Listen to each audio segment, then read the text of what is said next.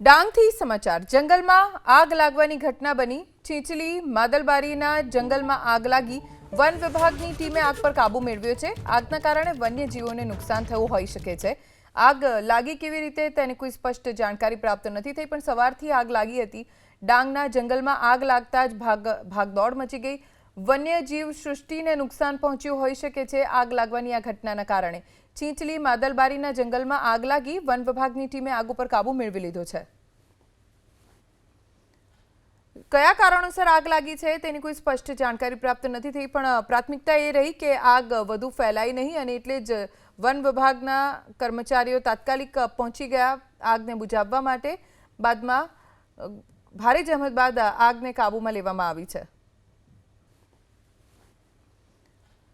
કયા કારણોસર આગ લાગી છે તેની કોઈ સ્પષ્ટ જાણકારી પ્રાપ્ત નથી થઈ પણ પ્રાથમિકતા એ રહી કે આગ વધુ ફેલાય નહીં અને એટલે જ વન વિભાગના કર્મચારીઓ તાત્કાલિક પહોંચી ગયા આગને બુઝાવવા માટે બાદમાં